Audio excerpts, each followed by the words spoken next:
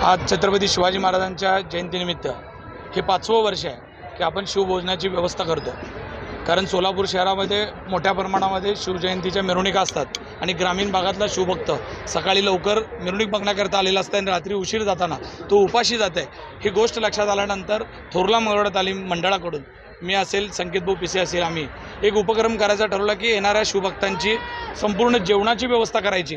आणि आम्ही आता तुम्ही बघितलं असेल, संपूर्ण जेवण म्हणजे भात, भाजी, 2 भाज्या, त्याच्याबरोबर शिरा, असं पंचपक्वानाचं जेवण टेबल खुर्चीवर आणि स्वतंत्र महिला व्यवस्था असलेलं आणि हायजेनिक पद्धतीचं जेवण आपण शिवभक्तांना देतो आहे. की याच्या मागचा उद्देश असा होता की शिवभक्तांनी हात पसरून नाही जेवलं पाहिजे, तर आपल्या घरी कार्यक्रम असल्यावर पाहुण्यांना आपण ज्या पद्धतीनं सन्मानाने जीव घालतो अशा सन्मान देऊन आपण शिवभक्तांना जेवण देतो आहे. हे 5वं वर्ष आहे. जोपर्यंत श्वासात श्वास असणार आहे तोपर्यंत हे जेवण असंच दरवर्षी शिवछत्रपती